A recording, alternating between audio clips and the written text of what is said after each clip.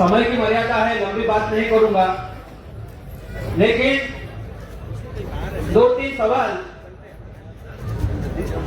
मैं आपके सामने रखूंगा, क्योंकि इतने साल से आदिवासी एकता परिषद का सम्मेलन देखता आया हूं और हम मंच पर आते हैं, बहुत बड़ी बड़ी बातें करते हैं, लेकिन मैं ये सोचता हूं कि आदिवासी एकता परिषद क्या करना चाहती है, इसको हमें समझना पड़ेगा।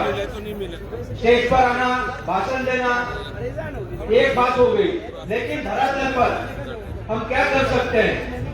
अब यहाँ मैं तो भाषण सुन रहा था, बहुत अच्छे भाषण हुए, एकदम अभ्यासपूर्ण भाषण थे।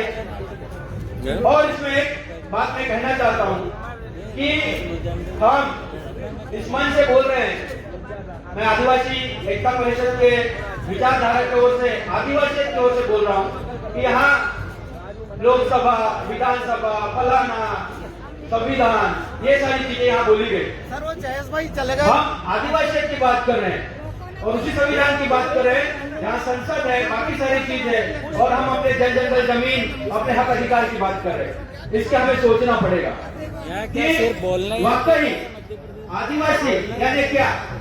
ये संविधान निर्माण हुआ तभी से आदिवासी है या हजारों साल से हमारी खुद की परंपरा है, हमारी सभ्यता है? इसके ऊपर हमें ध्यान देना होगा। इसलिए ये मैं कहना चाहता हूँ, यदि हमें परिवर्तन लाना है तो हमें किसी को बचाने की जरूरत नहीं, हमें पहले खुद को बचाना होगा।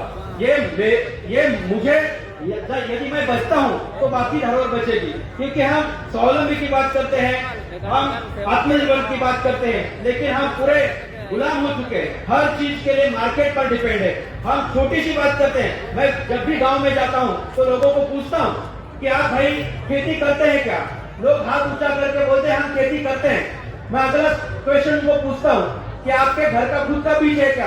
नहीं, हमें दुकान पे जाके वो महको वाला बीज लाना पड़ता है, वहाँ कुछ पैसा देना पड़ता है। बाद में मैं पूछता हूँ बीज आपने डाला है, बीज डालना है, आपके पास खुद का जो है क्या? वो नहीं, हमें ट्रैक्टर चलाना पड़ेगा।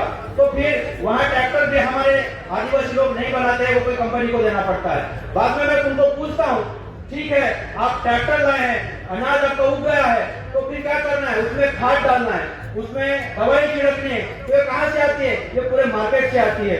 ये सब करने के बाद आपके पास क्या बचता है? क्योंकि आपके पास पैसा रहेगा तो आप बीज लाओगे, आपके पास पैसा रहेगा तो आप ट्रैक्टर लाओगे, आपके पास पैसा रहेगा तो आप खाद लाओगे, आपके पास पैसा रहेगा तो आप जीव जंतुनाशक लाएंगे। तो हम कहाँ खेती कर रहे हैं? इसलिए हमें आत्मनिर्भर होना पड़ेगा। और ये हम बात करें इसको बचाना है, उसको बचाना है, हमें खुद को बचना है, पहले आदिवासी को बचना है। यही हमें जहाँ आदिवासी एकता परिषद में ये बात सुना हूँ कि मिनिमम गवर्नेंस, हम ज्यादा से कम गवर्नमेंट के ऊपर निर्भर है। हमारी जो व्यवस्था है, छोटी छोटी व्यवस्था है, जो हमें समझनी पड़ेगी। हमारे गांव की जो व्यवस्था है, उसी के ऊपर न्याय की व्यवस्था है, हमारे जीने की व्यवस्था है, उसके ऊपर हमें निर्भर रहना पड़ेगा। हम छोटा सा झगड़ा हो जाता है, तुरंत पुलिस थाने में चले जाते हैं, लेकिन ये झगड़ा गाँव में भी सुलझ सकता है। ये चीज को हमें ध्यान में रखना होगा और इस चीज को भी लेके आगे बढ़ना होगा। और हम संविधान की बात करें, बाकी चीज की बात करें, लेकिन जो भी हमारे स्वतंत्र सेनानी हुए वो किस लिए लड़े? हमारे जंगल जमीन के लिए लड़े, क्योंकि अगेंस्ट उसके जाके लड़े हैं। तो ये चीज को भी हमें ध्यान रखना पड़ेगा।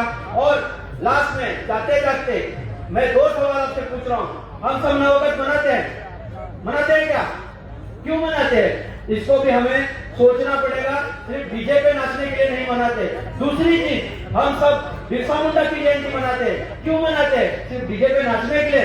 लेकिन बिरसा के जो विचार है हमें समझने पड़ेंगे। बिरसा ने इतनी बड़ी बात की, हम उसको भूल गए हैं। और इस मंच से मैं घोषणा करना चाहता हूँ कि इस देश को और हमारे सब आदिवासी लोगों को, जो आदिवासियों क्या आदिवासी की पहचान दी है, और सिर्फ बिरसा मुंडा ने लास्ट 150 साल हो गए उनके जयंती को। लेकिन मैं ये सोचता हूँ कि एक आइडल इस देश में खड़ा हो। जैसे ये एक अलग बात है, जैसे सरदार वल्लभ भाई पटेल का एक एकता के नाम पर बहुत बड़ा स्टैचू खड़ा किया है, ऐसा मुझे लगता है कि झारखंड के अंदर उली हाथों में स्टैचू ऑफ फ्रीडम, ये आदिवासी के नाम से बिरसा मुंडा का उससे भी बड़ा पुतला हो और पूरे देश के लोग उसमें सहयोग करें। इसी बात से मैं मेरे वाणी को विराम देता हूँ। धन्यवाद। जोहार जिंदाबाद। साथियों, जितने भी हमारे चैनपुरा और